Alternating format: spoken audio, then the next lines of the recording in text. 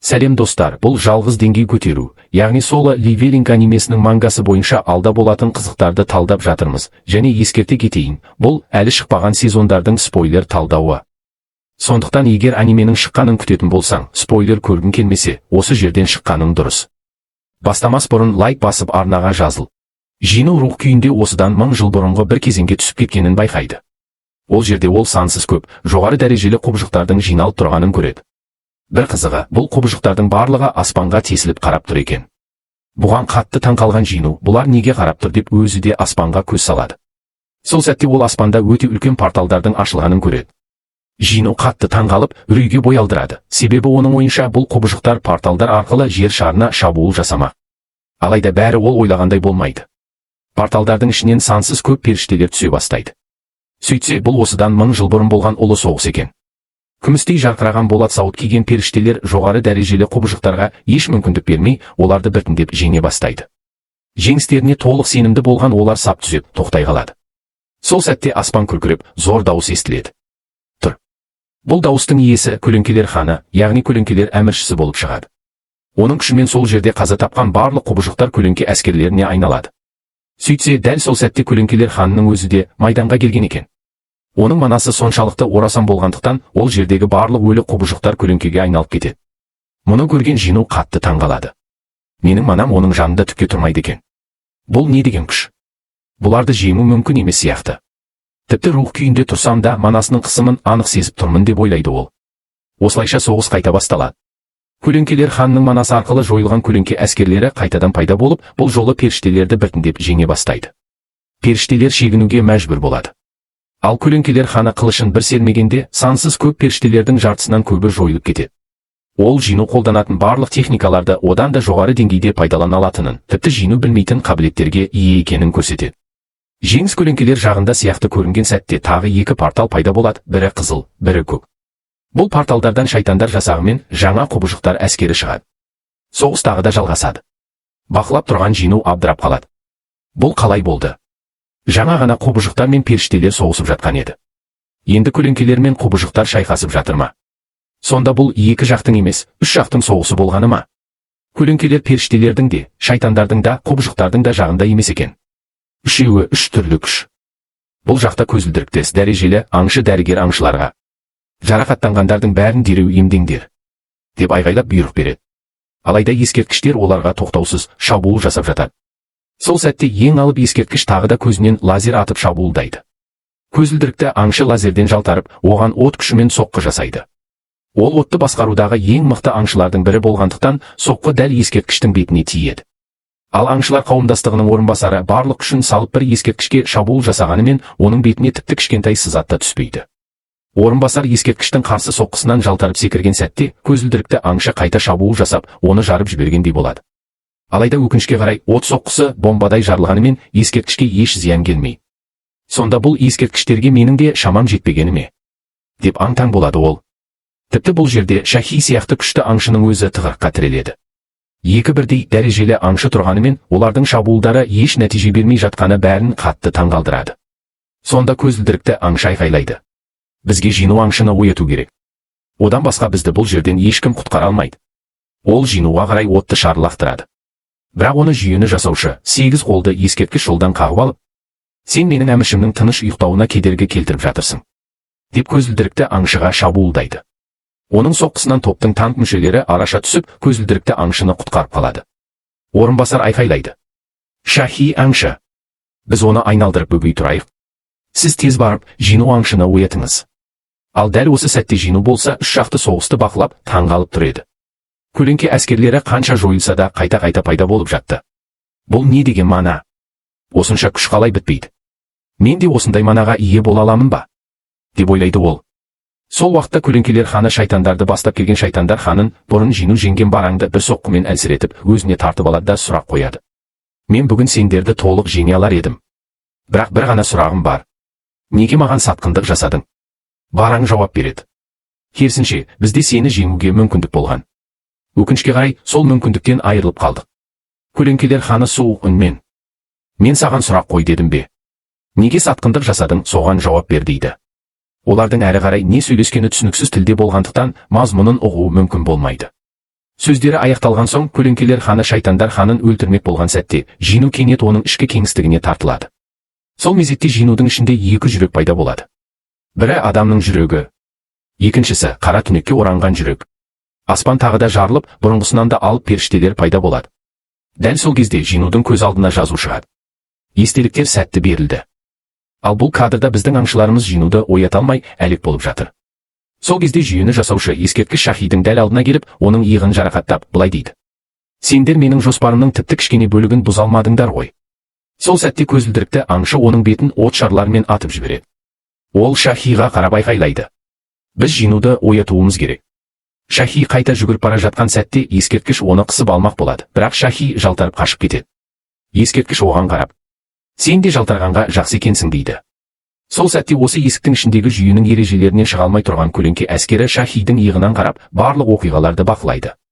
Таңғалған ескерткіш сұрақ қояды: көлеңке әскері сонда түкке тұрғысыз бір адамға ханның көлеңке әскерін тағайындап кетуіне не себеп болды?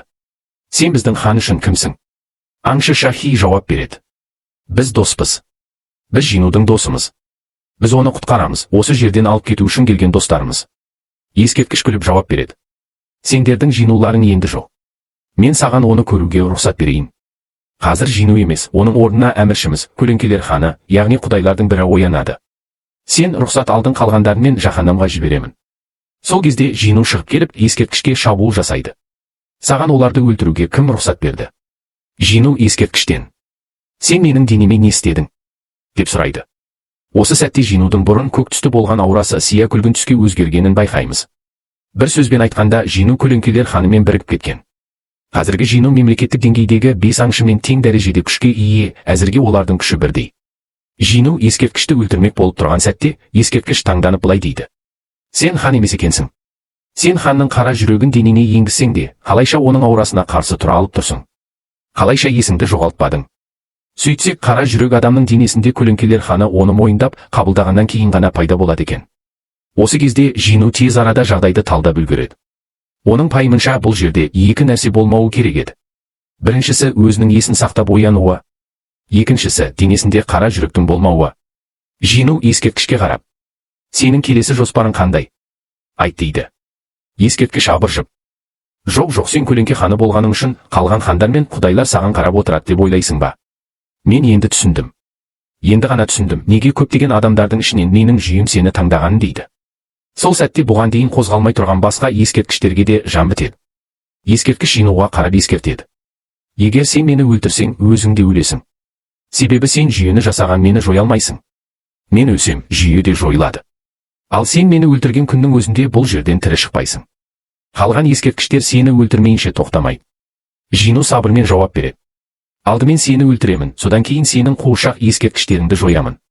Ескерткіш таңырқап: сен шынымен жүйені жасаған мені өлтірмекшісің бе? Бұл мүмкін емес, Жину. Мен бұл туралы ойлағанмын. Жүйе енді саған бағынбайды. Жүйенің қателігінің арқасында мен өз жадымды сақтап қалдым. Қазір мен сенен жоғары деңгейдемін, сондықтан бұл жүйеге сенен бұрын билік жүргізе аламын дейді. Осылайша Жину жүйені сыртқы әсерден толық оқшаулап тастайды да: көзіңді ашып қара. Мен сені де, жүйеңді де біріктіріп жойдым. Енді бұл жүйенің маңызы жоқ дейді. Сөйтіп Жину жүйені жасаған ескерткішті сол жерде өлтіреді. Өліп бара жатқан ескерткіш оған соңғы болжамын айтады: отқа оранған ортада сен өлетін боласың. Жину салқын қандылықпен жауап береді: солай ма? Онда мен сол отқа оранған ортаны да өзіммен бірге жоямын. Осылайша біздің аңшыларымыз порталдан шығады.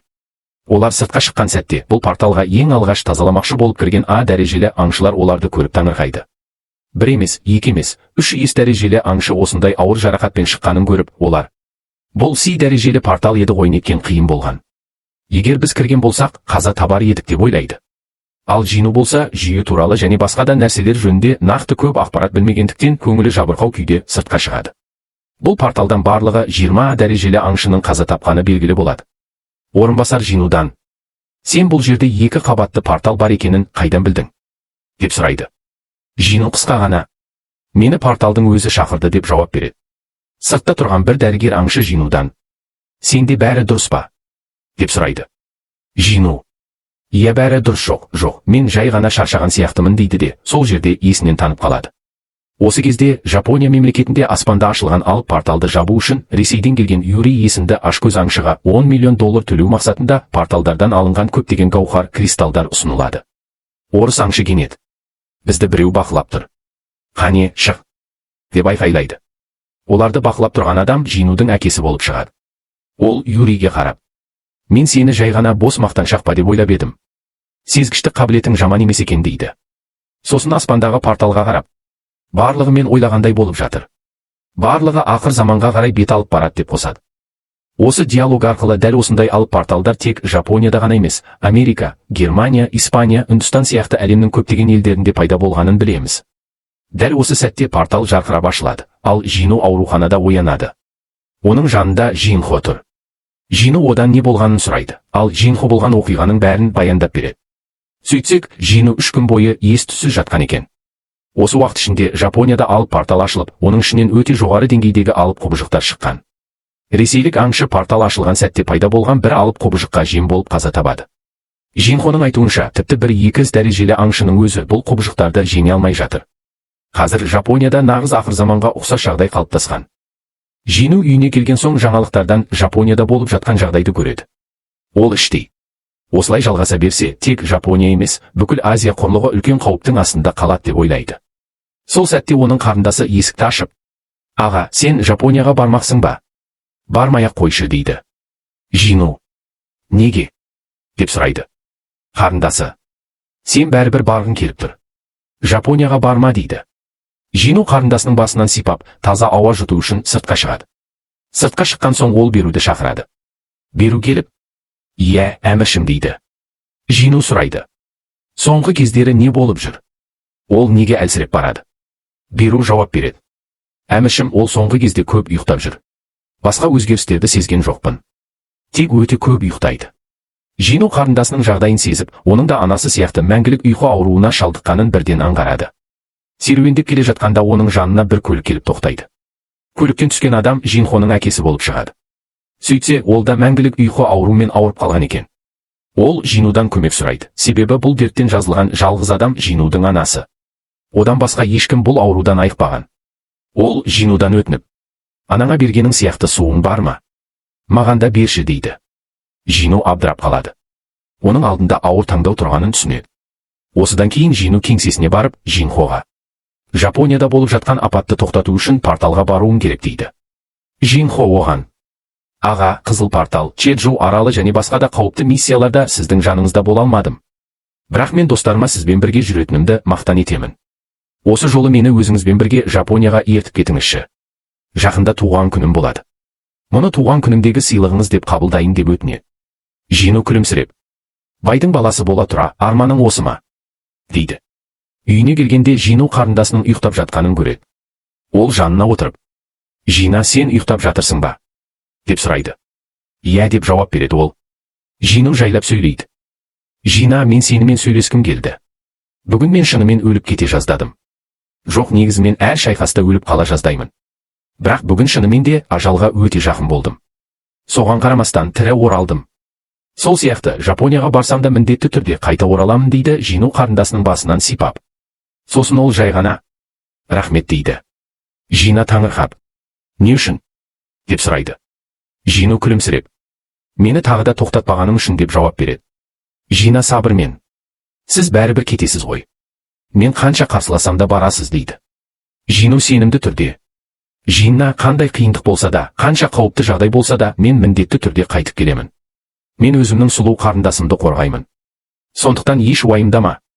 Аған қазір бұрынғыдан да күштірек" дейді. Ол қарындасын қорғау үшін көптеген көлеңке жауынгерлерін қалдырып үнсіз кетеді. Осылайша біздің манганың 9-шы тарауы аяқталады, достар. Келесі тарау жақын арада жарияланады. Арнаға жазылып, лайк басып қолдап кетуді ұмытпаңыздар. Сіздердің қолдауларыңыз маған күш береді.